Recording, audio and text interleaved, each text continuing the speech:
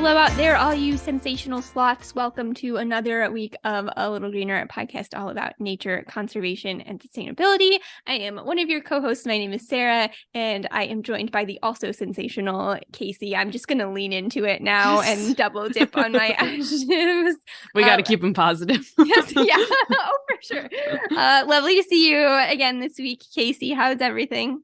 It is good. It snowed for like the first time today, but also it was like for like 3 seconds. So it's like, oh, look, snow. And then it turned back to rain. So I like a good 1 to 2 decent snows that stick on the ground for a little bit per winter, but we are not getting anywhere close to it. It's been like 40 to 50 degrees every day. I am pretty much done with winter by January, so which is not good because it's still the beginning of winter technically in January. But I, of course, am down south now. And Casey, you will notice that my Christmas tree is no longer up behind me. So I finally took it down. And I was thinking when I lived back up north, it was so depressing. I hated taking the Christmas tree down. I would leave it up I still left it up an inordinately long amount of time, but like an extremely, like I would leave it up through February sometimes up north because it's just like, I just liked the ambiance. Like I liked the lighting. Nice. And then when you take it down, lodge feel. Yeah. Winter is just so gloomy this time of year, like this late January, February. I would feel it, like it was depressing to me. So it was nice down here the day that I took down my tree. It was like 75 degrees and sunny. And so I had my screen, my windows open, and you just have the sunshine and the breeze coming in. So I'm jealous. It's been warm, but we visited one of our greenhouse growers at my work this week. And he was like, yeah, it's warm, except it's been cloudy and rainy every day. And so like he's like, our heating bills are crazy, but it's also just been gloomy the whole time.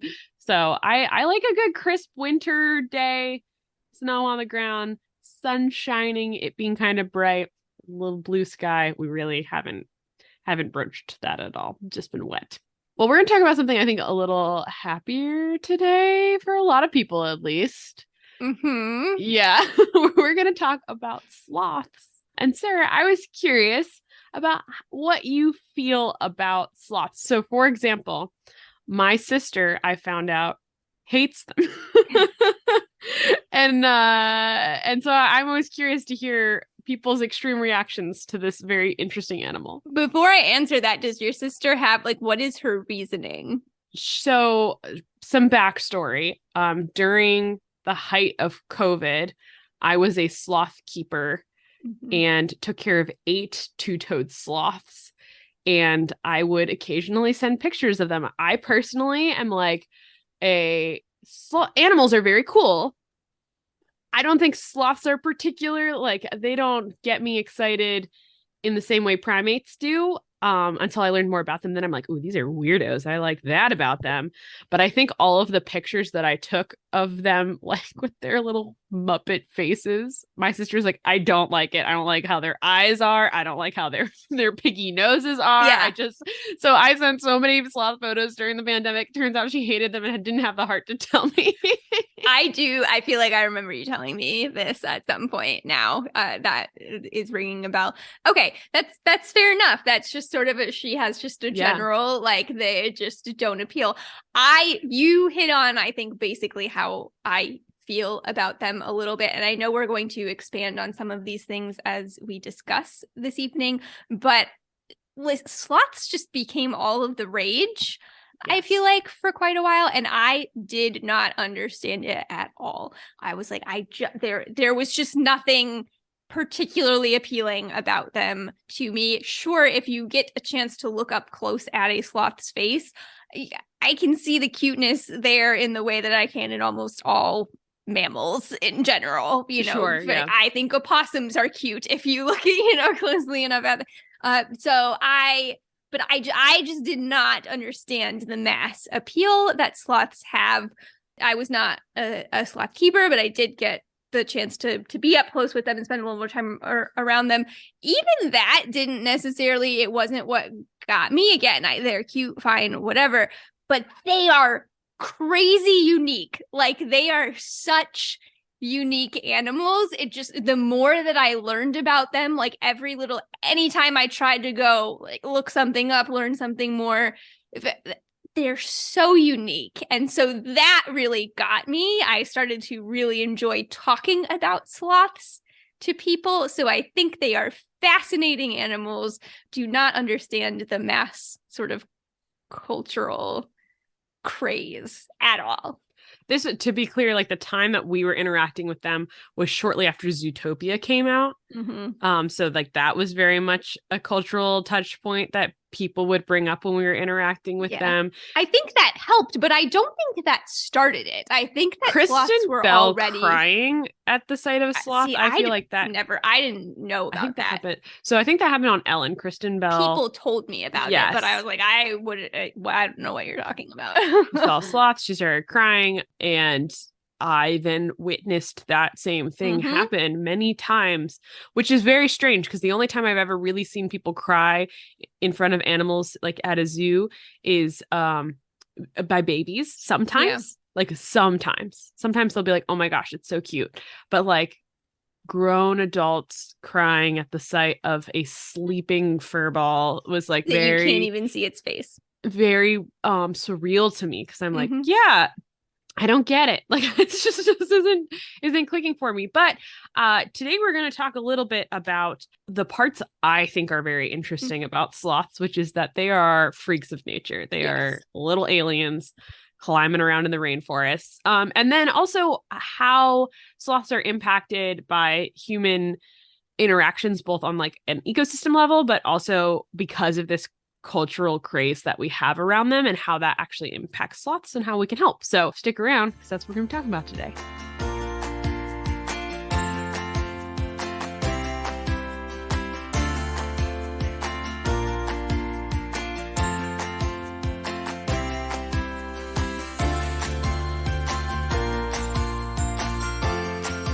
All right, and we are back to talk about sloths. I think it's worth it just to sort of break down first what a sloth is. And that at base level, they are a mammal, although they break a lot of mammal rules as well. So they've got fur. They are technically warm-blooded. And they give birth to live offspring that they feed with milk. So that's great. We know that. But other than that, like their closest living relatives are anteaters. And then a bunch of families of extinct ground sloths. So back in the day, we're talking like Ice Age times and before, there were like 12-foot tall sloths living in the Americas. And they were giant animals, so big that they could eat like an avocado and pass the avocado pit. And you guys know how big those are, through their bodies. And they were actually the primary seed dispersers for trees like avocados. The only reason avocados are still around is because humans like to eat them. So we're the good seed dispersers, but sloths would actually eat them. Over time, those larger species died out. And through evolution, there were sloths that were in the sea. There were sloths that were on the ground. And then two branches of that family evolved independently to go up into the trees. And those are the ones that we have around today. So we've got two-toed sloths, and we got three-toed sloths. Sarah, can you explain why we call them two-toed and three-toed sloths? Because we're weird. Sometimes they're described as two-fingered or three-fingered as well. So all sloths have 3 fingers on their back. Yes, 3 toes. Yeah. However you want to mix up those words. And then two-toed sloths have 2 on their front, whereas three-toed sloths have 3 on their front. So you have to be looking at their front digits. There are other visual distinctions. Right. Most of what you see oftentimes in sort of pop culture that have the appearance of the three-toed sloth. Whereas if you go to a zoological institution, what you're going to see almost all of the time are actually the two-toed sloths. Yeah, so when you see like that t-shirt of like, it's a lazy Monday, and there's a sloth with the little bands around the eyes. Yes, the mask, that is more like a three-toed sloth. And weirdly, sometimes you'll see them like sitting on their bellies or things on tree limbs, and sloths don't do that at all. They hang upside down. These are genetically distinct. They probably separated about 30 million years ago. So you were never going to have a 2.5-toed sloth. Like they cannot interbreed with each other. They are two different families, and there are 2 species of 2-toed sloths and 4 species of 3-toed sloths, just to throw some more numbers in there. And they have overlapping but also somewhat distinct ranges. Is that correct? Yes. Yeah. Yeah, and we're talking about Southern and Central America. Mm-hmm. That's the places we're talking about. And what sort of habitat do they live in, Sarah? They're found in the rainforest. Trees are very, very important to them, which we'll talk more about. So important. They really need primary rainforests. So like those big mature trees. We're not talking about scrappy little trees. We're talking about big mature trees that they really need to live. So just some crazy day-to-day sloth facts to throw at you. Most mammals are, when we say that they're warm-blooded, quote unquote, it means that they're able to maintain their own homeostasis, which means that their temperature does not fluctuate very much. So we know that we have a fever when our temperature goes a couple degrees higher than what it's supposed to be. And that's true for most mammals. Sloths, no. They maintain a much lower and widely fluctuating body temperature than most mammals, and it ranges between normally 74 to 92 degrees, which is such a crazy range. Very weird. Like, just very weird. Yeah. I mean, and to the point where it made me, I was laughing a little bit, Casey, when you said that at the beginning of, like, technically they're endothermic, because sometimes you will find stated that they are not, like, they're referred to as poikilotherms, or people will talk about how they do things to maintain their body temperature, which I know we'll talk about too, in similar ways to how a reptile would behave, because they don't really maintain their body temperature at a set point the way that we think about with most mammals. So it's just funny just that one of those basic mammal things right off the bat, sloths are like,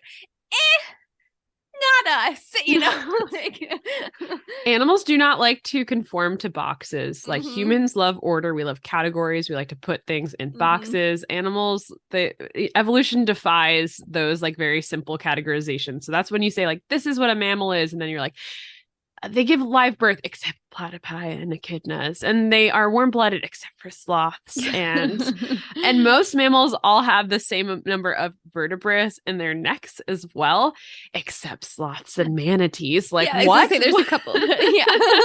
That's so random. And for 2-toed sloths, they have 5 cervical vertebrae, and for 3-toed sloths, they have 7 vertical or 9. I was going to say normal is 7. They have 9. So for the 2-toed sloth, they can basically bend their head. Like if they look up, they can keep looking up and go almost backwards. It's very weird. It's so crazy. See, so this is what I mean. Like immediately, like 5 minutes into our conversation, I'm already with like giddy about the crazy things about sloth. If there was a sloth sitting in front of me, I would be less excited about that than I am to just like think about all of the things that are so crazy about sloths. And sometimes they make sense, like the temperature fluctuation thing. We use a lot of energy to maintain our body temperature. That just happens, like a lot of the energy as we're metabolizing our food and things like that. We're working really hard internally. Our bodies are working really hard to maintain our body temperature. And we know that that's a thing about sloths. If you know anything about sloths, they're not known for their high levels of energy, which we can discuss. But so it makes sense from that standpoint that they wouldn't be able to maintain that consistent body temperature. But it's crazy to see how they live like that. Their whole evolutionary track seems to be from an energy conservation standpoint. They don't dedicate a bunch of resources to maintaining their own body temperature. Like you said, behaviorally, they're going to in the morning go warm up in the sun.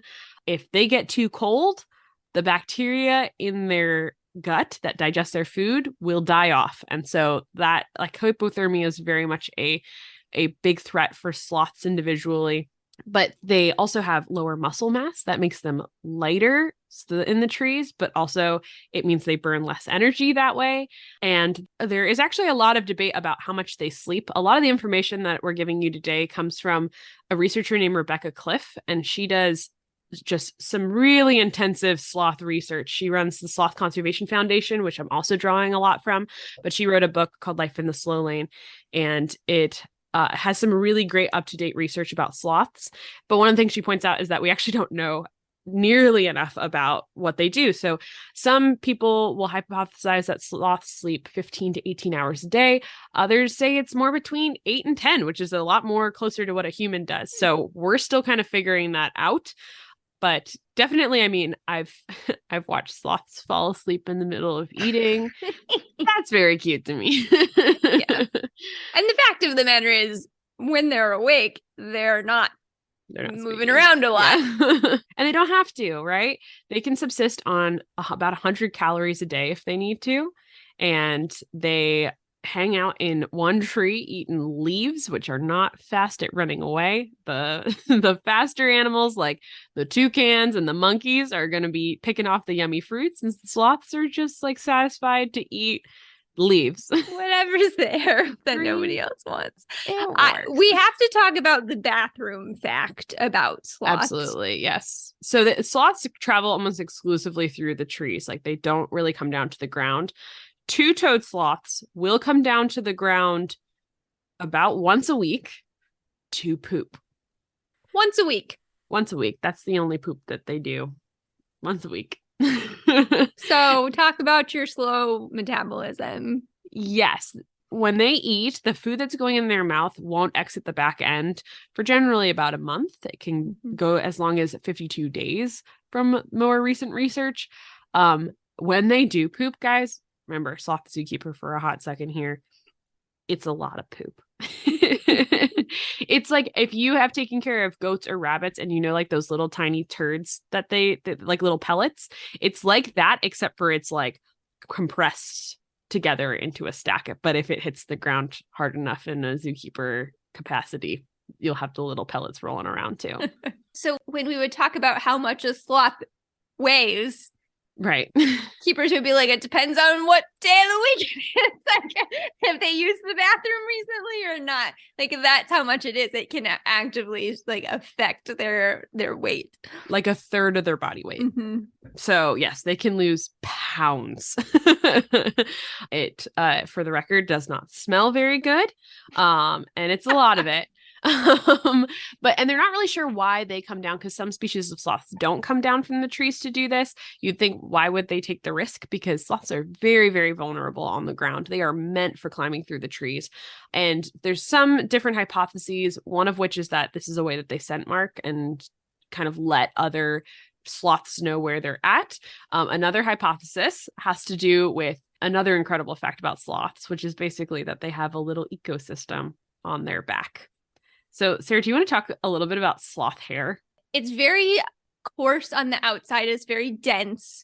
They're not as sort of soft as people might imagine they are. So that helps keep them drier too, right? It's more wicking, yeah. Yeah. And they're, like you said, they basically have an ecosystem. They get this like algal growth on their hair. So if you Google some pictures of sloths, you'll see they look green. So they're kind of this, depending on the species, they sort of have a yellow, golden to brown coloration, but then oftentimes you'll see this green tinge. Yeah, and their hair is actually, I keep wanting to use grooved, the word designed. Yeah. It's grooved. It is meant to encourage the growth of algae, and they can have fungi and algae and things growing in that fur.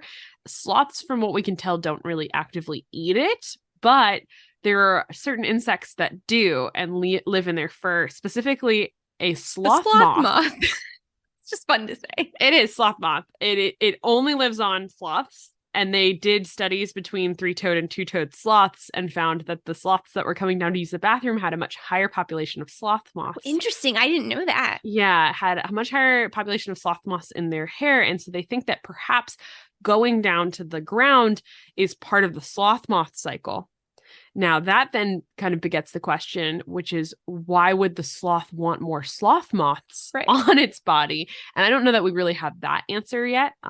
So there's just so many questions. There's so many questions. It feels like for all of the weird things that we know about sloths, there's so much more weird underneath that we still have to dig into. And I use the word weird like very lovingly, like weird in our brains, things that seem very strange to us. There's still just a lot of mystery to dig under to understand how these things all work together. Yeah, I don't think we think about mysterious when we think about sloths, but there is scientifically is so much we just do not understand. And honestly, interacting with sloths, gauging their thought process is almost impossible, because they don't make facial expressions the same way that you and I do, but also even to the point that like primates or dogs do. They just don't have a lot of body language that indicates a lot of how they're feeling about things. So you end up projecting a lot onto them about what are they doing at the moment and what that could be going through their head. But they just don't perceive the world the same way we do either. They have terrible eyesight. I've seen sloths try and grab onto shadows that they thought were branches, like less than a foot in front of them. They could not tell the difference because it's very light based. So there's just a lot about how they perceive the world that's different than us. They have an excellent sense of smell. If we put, like, we tried to use gloves because it was during COVID. They hated the smell of the gloves. They didn't want to eat from our hands. If you put the wrong hand sanitizer or perfume on that day, the sloths would act differently. And that's because they're so sensitive to the sense of smell. And then behaviorally, it's important to note that they are primarily solitary. So you're not going to see, people would be like, what's a group of sloths called? And that's one of those questions. Right. Yeah. Irrelevant. You might find multiple sloths hanging out in a tree, especially females. You will not see them snuggling. You will not see them like playing together. You might see a mom with her baby, but males tend to be more territorial because they are fighting over breeding rights to the females in the area. They don't do a whole lot of communication. They do a lot of scent marking, which is gross when you see it up close. And then female three-toed sloths will scream when it's time, when they are feeling ready for a boyfriend. They will climb up to the top of the trees and they will scream out into the forest to let other sloths know where they're at. And then the male sloths will come slowly charging through the trees. The noises I've heard them make is a lot of kind of like grumbling noises, kind of burpy noises, and then just a lot of like chewing. So they're designed for energy conservation, but also for living upside down, which is very different from most other species of mammal as well. Like some of us will hang upside down, but like they live upside down. But like I can't hang upside down for more than,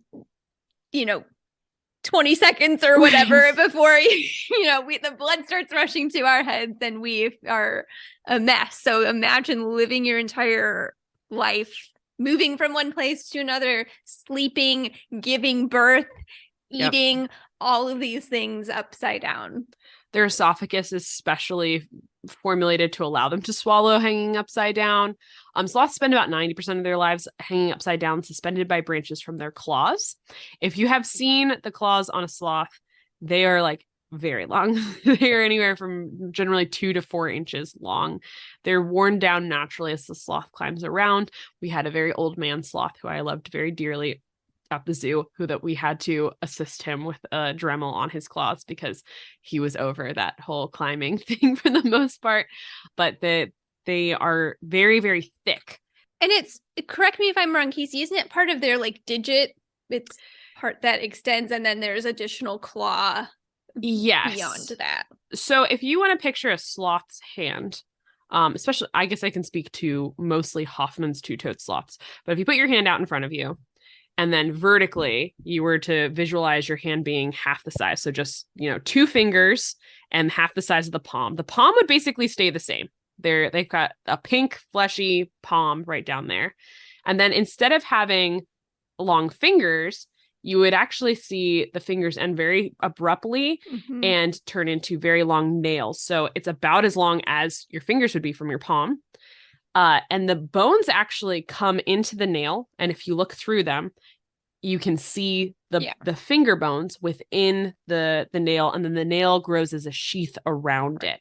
And so the nail will continue to grow, but it just gives them an extra layer of strength in there. And they basically just can only move, those two are bound together with that palm, and they only move up and down in that one direction, really. Yeah. And again, just the way that they are built sort of allows for that to take place, like that, those claws hooking over the branches with very little energy expenditure. So you or I would have to grip, we would have to hang on with our digits and use energy to be flexing those muscles to close our fingers. And for them, that's more of a sort of natural the resting state to be in.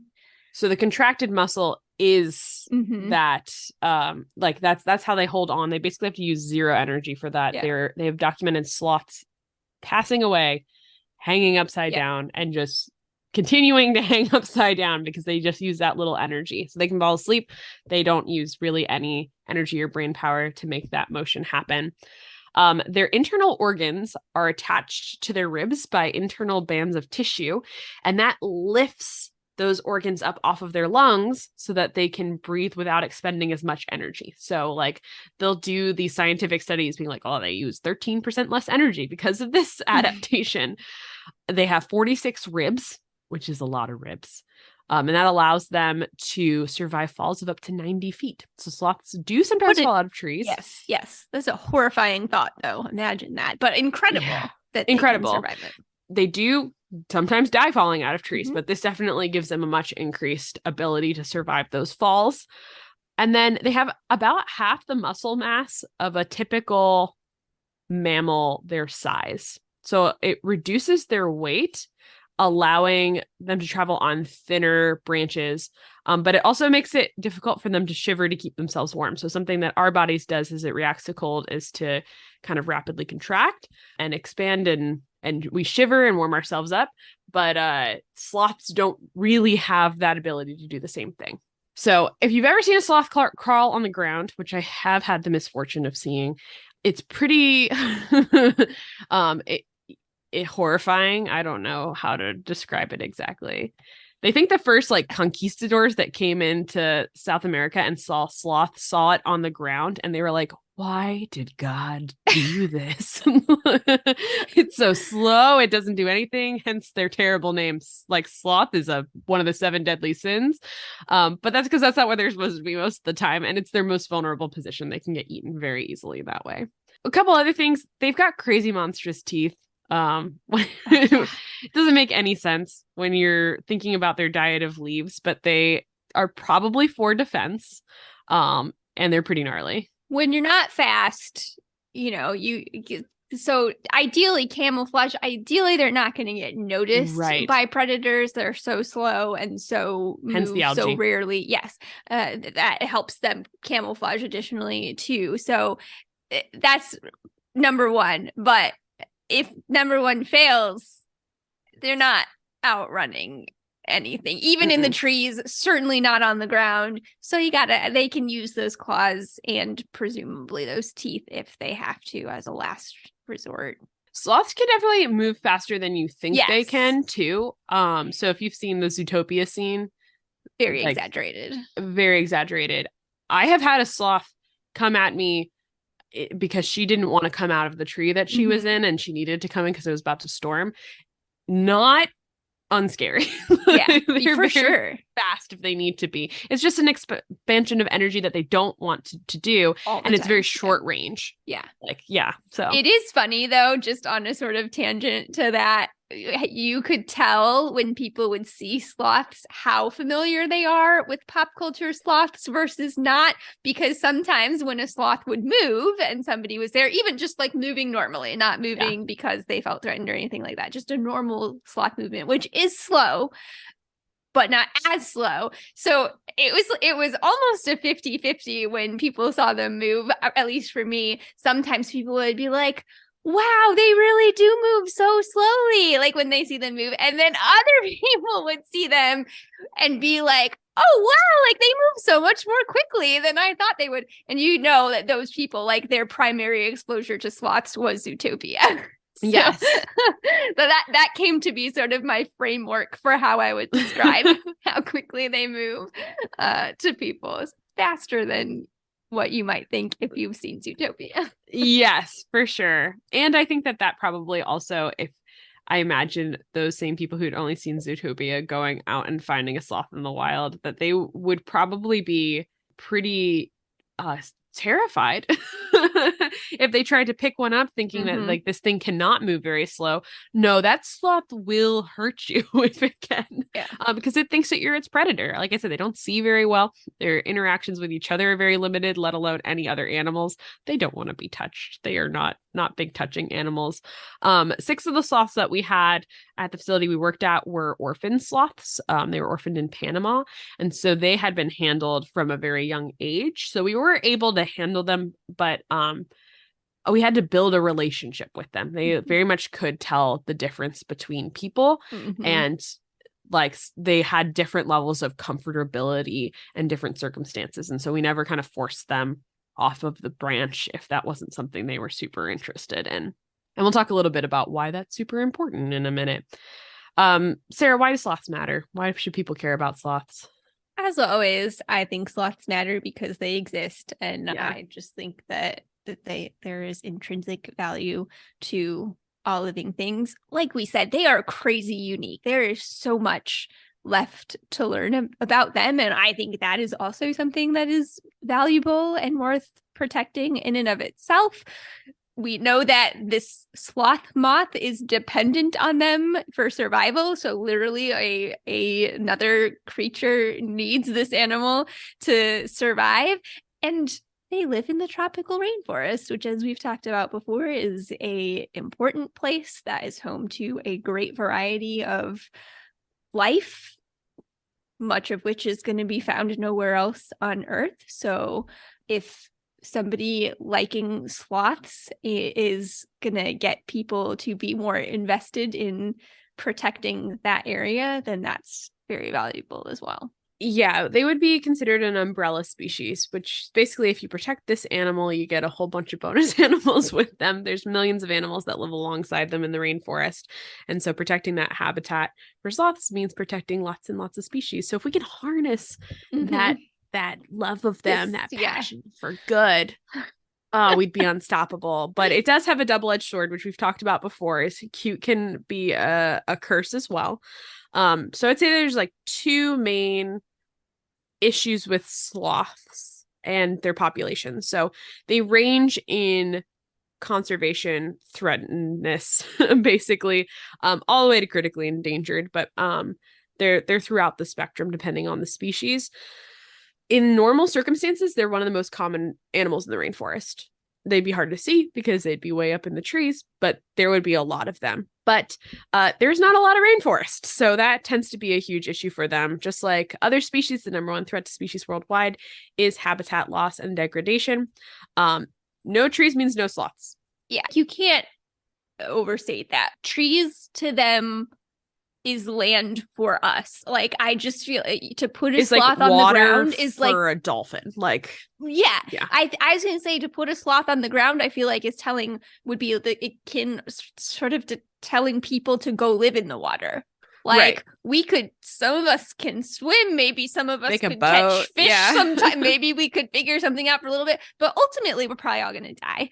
Right? Like, something's going to catch us. We're going to run out of food. We're going to be, not be able to get to a safe place. That's what life for sloths like, they are super awkward. It is uncomfortable to watch them on the ground. They don't have the muscle for it. They don't have this skeletal structure for it. There's no food that they're going to, I mean, maybe they could eat plants on the ground, but you know what I mean? Like their food's not down there. Like there's no survival. It's not like other animals that might be able to figure out how to get from one stand of trees to another. Like that's incredibly dangerous for these animals. Absolutely. Speaking of swimming, they're actually excellent swimmers too. That's something we didn't mention. Their bodies are full of lots of gas. Yeah. So they're very buoyant. It is not something that you would imagine to look at a sloth and be like, oh yeah, that animal could fall in the water and be fine. But they absolutely are great Yes. swimmers. There's an excellent video of, I think it's a pygmy sloth swimming, and it's narrated by David Attenborough, and it's just like very clear water, and you can see the sloth swim. It's very impressive. So they're actually faster in water, and sometimes to get from tree to tree, because they do switch trees to find mates or to switch up their diet so they don't ingest too much of the same sort of toxin or tannins within leaves. Oftentimes they wait for the rainforest to flood, and then they're able to travel more safely around, because they have to worry about getting picked off just in the trees by like harpy eagles, for example. But on the ground, you keep harpy eagles, but you add like jaguars and other medium-sized cats that live in their area. Yeah. But if you add that on top of it, let's say we take some of the trees away, and then you add in what is replacing those trees, which could be agriculture, it could be logging practices, and a lot of times it's just expanded urban areas where people are living. Roads. Yeah. So you're going to end up with a lot more vehicle strikes for sloths. 3 of the 6 orphan sloths that we had their moms killed by domestic dogs. So those sloths were basically just like the equivalent of raccoons around here. And our dogs get rabbits all the time, that's normal. Squirrels for them to chase. Sloth's not going to be able to run away from a dog, and so in those cases the baby was able to survive, but the mom was killed. So that's a whole new threat that they have to face on the ground, in addition to their normal natural predators. In addition to all those threats from roads, from dogs, and other animals that we've introduced into the area, we've also seen increased genetic abnormalities in sloth populations, and they're not 100% sure what's going on there. That's one of the places that the Sloth Conservation Foundation is investigating a little bit more. It could possibly be due to pesticide exposure. So that was one of the sloths that we had as well. His mom died from pesticide exposure. And so that might be causing them to have genetic abnormalities, but it could also be inbreeding.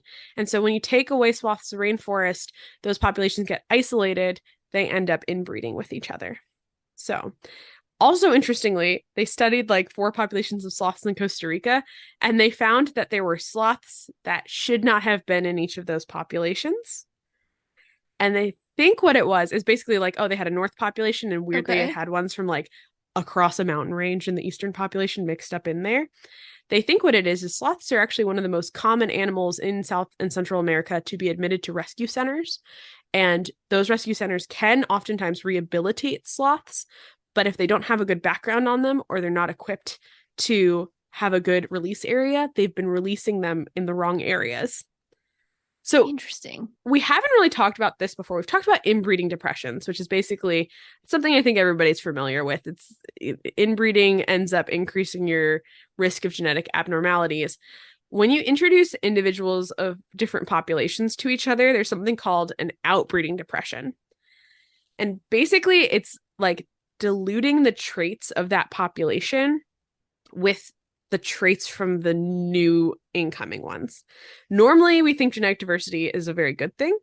But if you've got, for example, an animal that is adapted and evolved to exist in one ecosystem, maybe it's a mountain area, and it's got certain genetic traits built into its biology, and you start introducing lowland animals in there, and they are close enough that they can interbreed.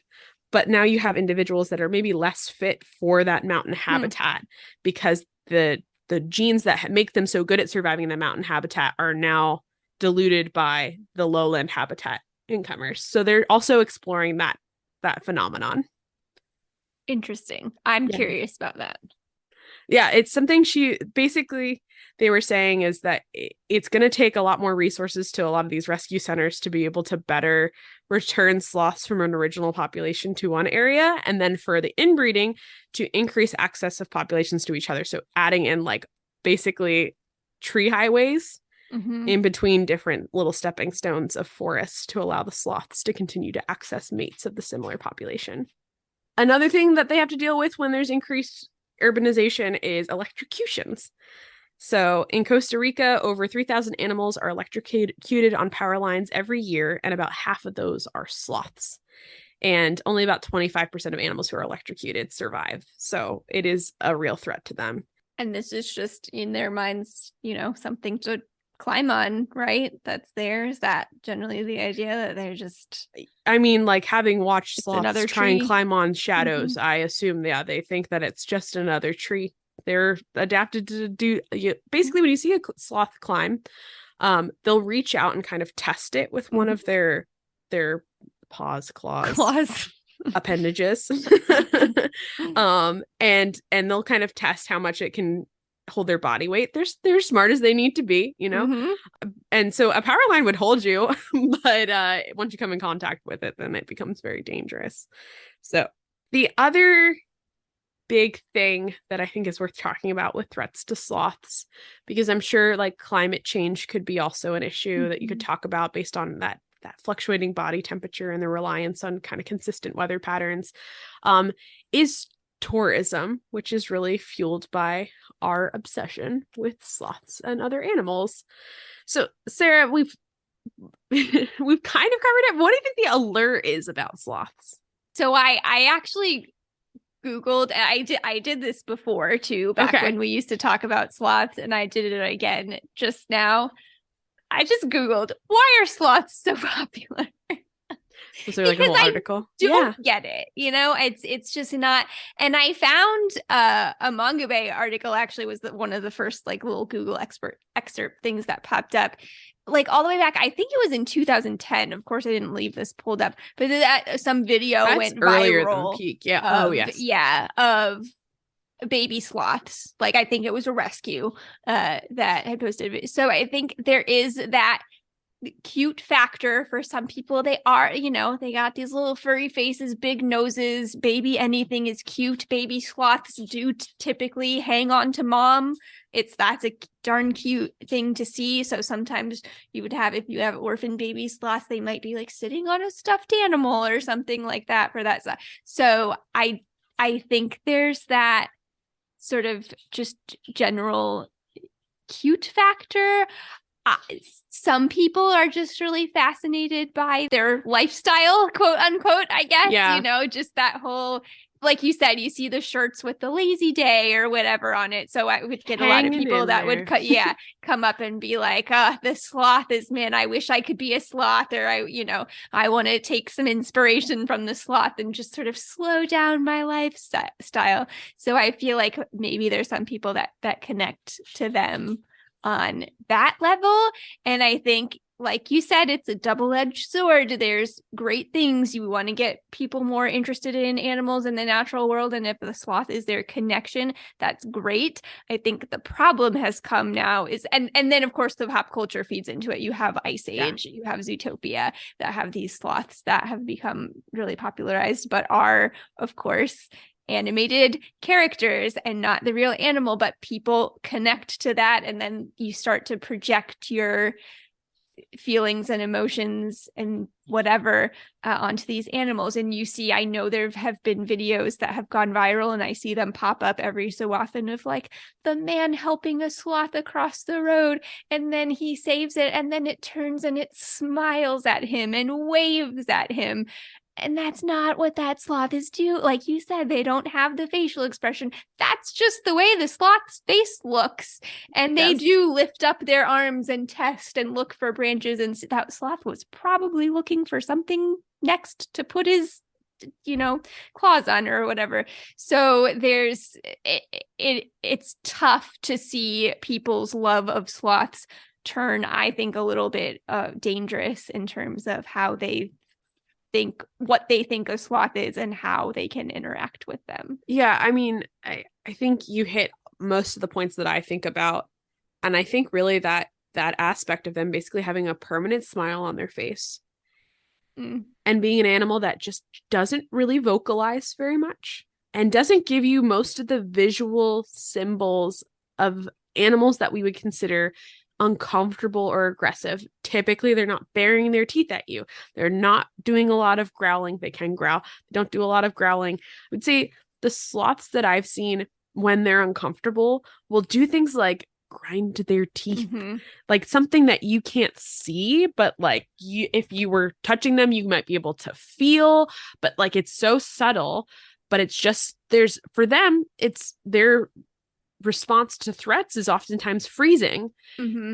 it's not going to be to lash out the way that you would understand a tiger would, for example. Right. And I think, yeah, you're right. And I think that just makes people like, I'm looking at my cat who is curled up sleeping in a chair across the way. And that is the same position that I would see the sloths in most of the time, was curled up and sleeping. And there is just something about that maybe kind of makes people want to like, oh, I just want to snuggle with you. And that's just not what a sloth is all about at all. No. Very solitary, very, just the way that their senses are is just not accustomed to contact. Yeah, they want to be alone. And I think lots of people can relate to that too. So we should lean into that aspect. Yes. So both in native countries where you can find sloths and in the US, you can find tourist attractions that will either show sloths in a very ethical way or exploit them for their popularity. What's the difference between ethical tourism and exploitation?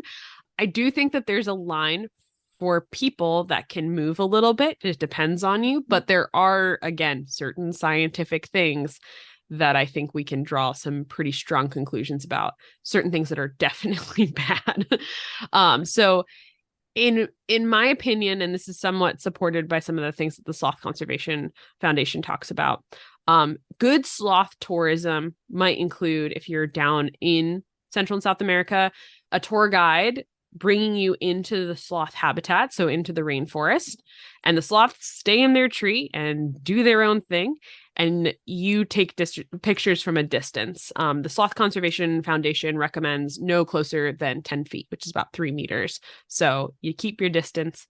You kind of are basically unobtrusive observers of their lives. You might visit a sloth rescue, and those funds can go towards protecting those sloths. You got to do some research ahead of time. Generally, you don't want to be looking for something that, for example, dresses their sloths in like outfits or anything like that. And you shouldn't be looking for anything that allows you as a random person. Remember, you might be like, but I'm a good random person.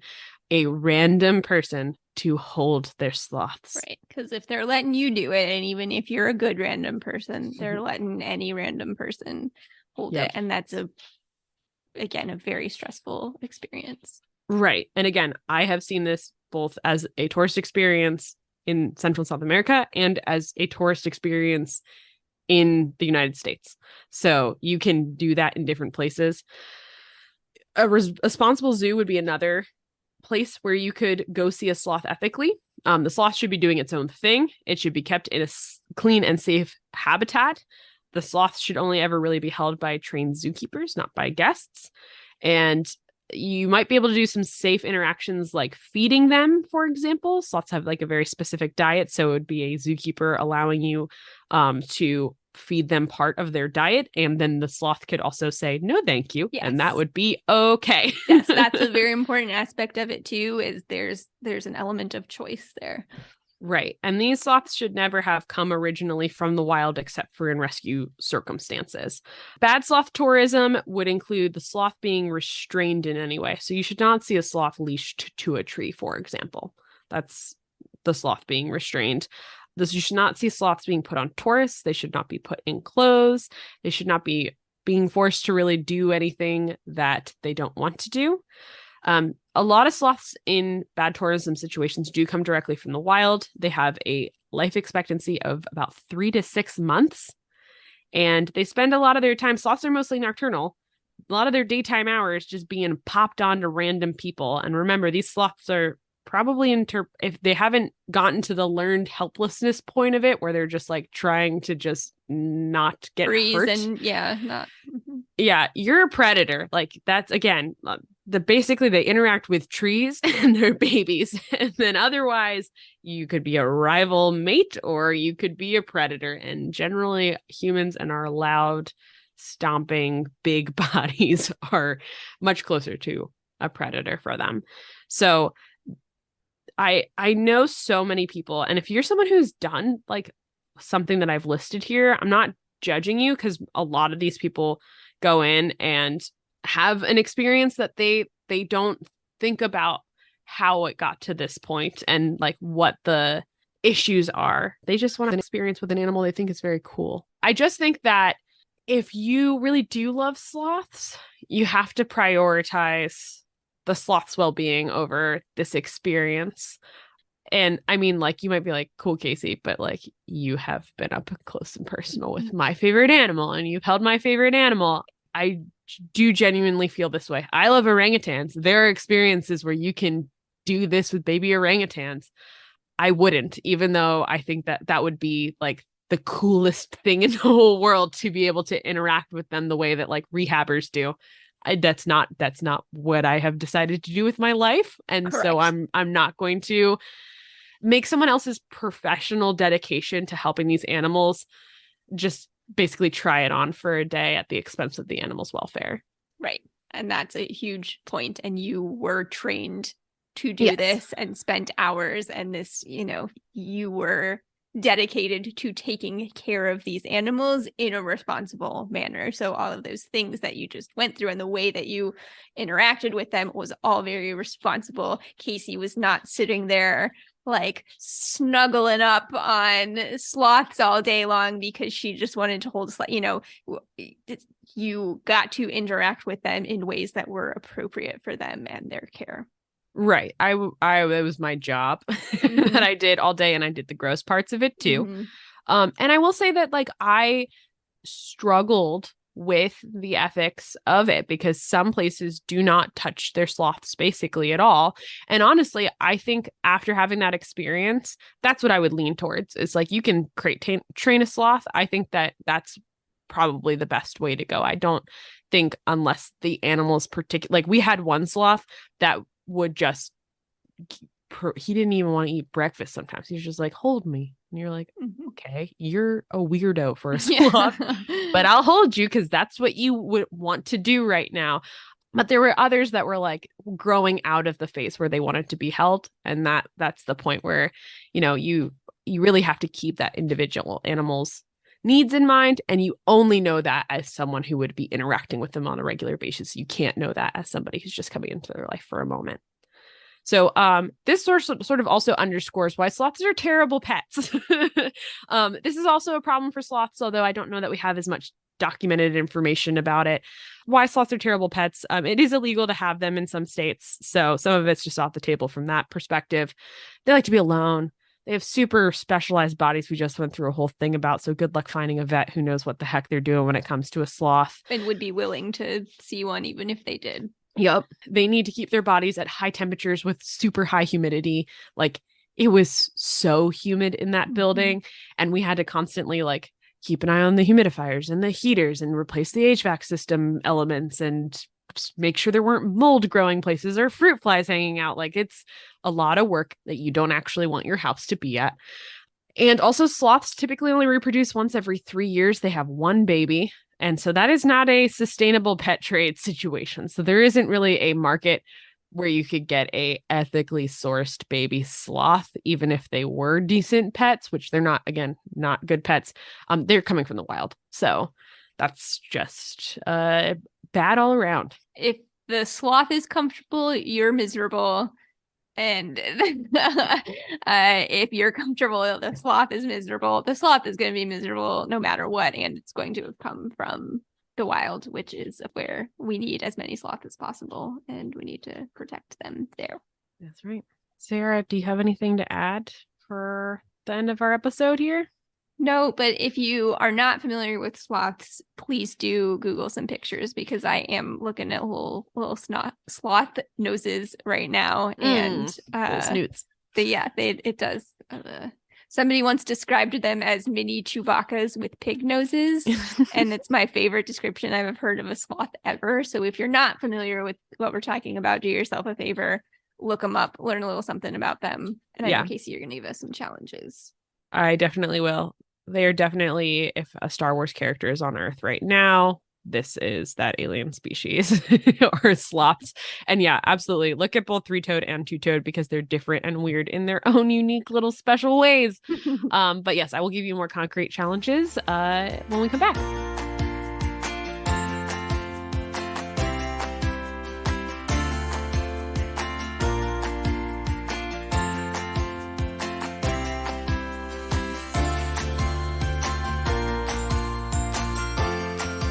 All right, we are back with the challenges portion of our episode, the part of the week where we give you some things to think about, some actions to do, some general guidelines for life, however we want to categorize it. So the first one I have is a general wildlife photography rule. So this can apply to sloths. It can apply to basically anything, birds that you're going to watch, whatever you need to do. When you're photographing wildlife, you should never be approaching an animal into their space, and you should do your best to not disturb them. So whether that means that you're turning your flash off, if it means just making sure if it's a bird, you're probably going to stay farther than 10 feet away or you're never going to get a picture of that bird, but also never putting them in situations that make them uncomfortable, just respecting their boundaries.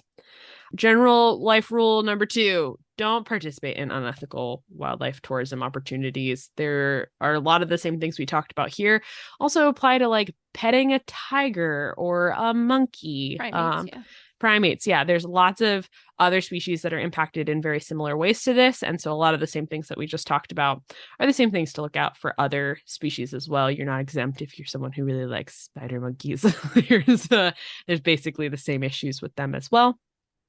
And if you got a little extra money and you're looking for something to do with it that would contribute to science, you can look at either the Sloth Conservation Foundation or the number of rescues that are really underfunded in Central and South America that do a lot of the rescue work for sloths and rehabilitating them. There's a lot to learn for science, and there's a lot of individual animals that need help.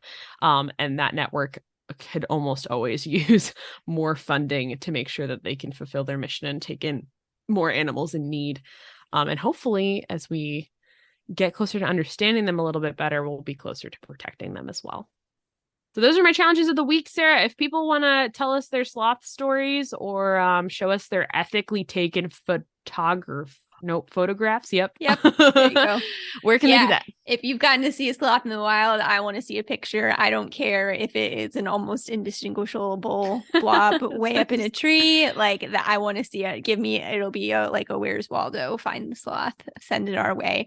We are on Facebook. You can find us at A Little Greener Podcast. We're on Instagram at A Little Greener Pod. We're on Twitter at A Greener Podcast. And you can email us at alittlegreenerpodcast@gmail.com. Also, if you listened to our last episode, we're still always in the market.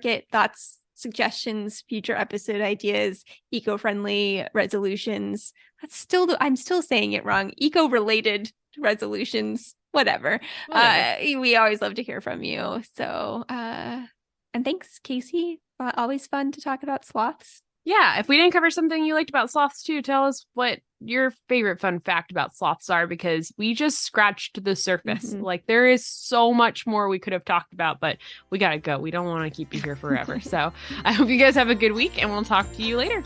Bye.